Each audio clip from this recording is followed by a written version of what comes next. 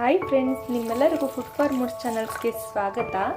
ನಾನಿವತ್ತು ನಿಮಗೆ ರಾಗಿ ದೋಸೆನ ಮಾಡೋದನ್ನ ತೋರಿಸ್ಕೊಡ್ತಾ ಇದ್ದೀನಿ. ಇದನ್ನು ಚೆನ್ನಾಗಿ ತೊಳ್ಕೊಂಡು ನೆನೆಸಿ ಇಡಬೇಕು. ಒಂದು ನೈಟ್ ಪೂರ್ತಿ ಇದನ್ನು ನೆನೆಸಿ ಬಿಡ್ತೀನಿ. ಅರ್ಧ ಟೇಬಲ್ ಸ್ಪೂನ್ ಅಷ್ಟು ಮೆಂತ್ಯ ಕೂಡ ಹಾಕಿ ನೆನೆಸಿ ಇಡ್ತಾ ಇದ್ದೀನಿ.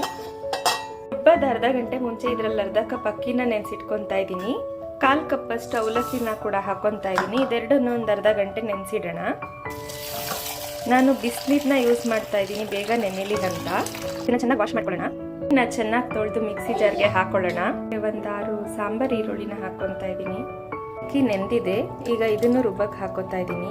ಚೆನ್ನಾಗಿ ತೊಳೆದು ರಾಗಿನ ಕೂಡ ಹಾಕೊತಾ ಇದ್ದೀನಿ ರುಬ್ಬೋದಕ್ಕೆ. ಇದ್ರ ಜೊತೆಗೆ ಸ್ವಲ್ಪ ಜೀರಿಗೆ ಹಾಕೋತಾ ಇದ್ದೀನಿ. ಇದನ್ನ ರುಬ್ಕೊಳ್ಳೋಣ. ಈಗ ನೀರು ಹಾಕೊಂಡು ರುಬ್ಕೊಳ್ಳಿ. ಚೆನ್ನಾಗಿ ರುಬ್ಬಿದಾಗಿದೆ.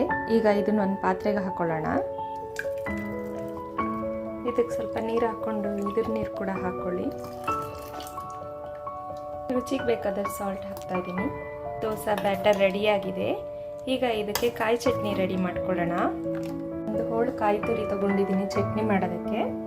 ಅರ್ಧ ಕಪ್ ಅಷ್ಟು ಹುರ್ಗಡ್ಲೆ, ಬೆಳ್ಳುಳ್ಳಿ ಹಾಕ್ಕೊಂಡಿದ್ದೀನಿ, ಕರ್ಬೇವಿನ ಸೊಪ್ಪು ಸ್ವಲ್ಪ, ಹಸಿ ಮೆಣಸಿನಕಾಯಿ, ಹುಣಸೆ ಹಣ್ಣು ಸ್ವಲ್ಪ, ರುಚಿಗೆ ತಕ್ಕಷ್ಟು ಉಪ್ಪು ಹಾಕೋತೀನಿ.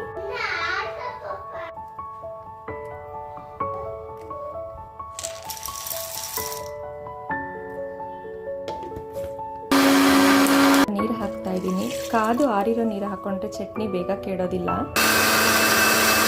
ಚಟ್ನಿ ರೆಡಿ ಆಗಿದೆ ನೋಡಿ. ಈ ರೀತಿ ರುಬ್ಕೊಂಡಿದ್ದೀನಿ. ತವಾ ಇಟ್ಟಿದ್ದೀನಿ. ತವಾ ಕಾದಿದೆ. ಈಗ ದೋಸೆ ಹಾಕೊಳ್ಳೋಣ. ಸ್ವಲ್ಪ ಆಯಿಲ್ ಹಾಕ್ತಾ ಇದ್ದೀನಿ.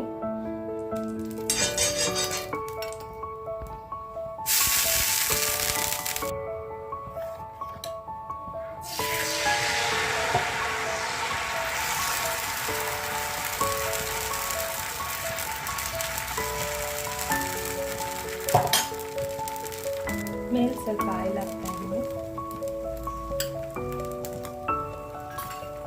ಈಗ ಮುಚ್ಚಿ ಬೇಯಕ್ಕೆ ಬಿಡೋಣ.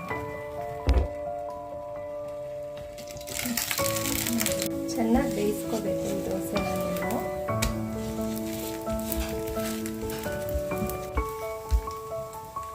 ಈ ದೋಸೆ ಆಗಿದೆ.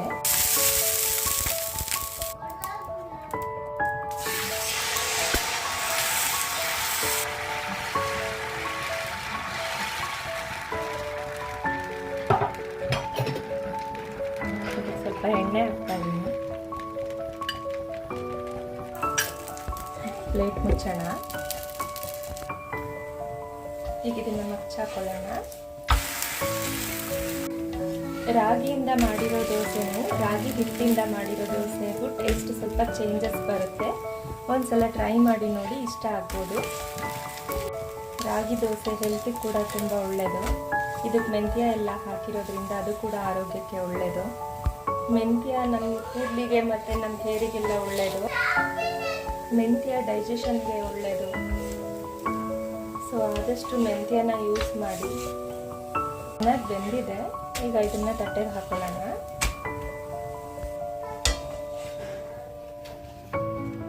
ಹೆಲ್ದಿ ದೋಸೆ ರೆಡಿಯಾಗಿದೆ.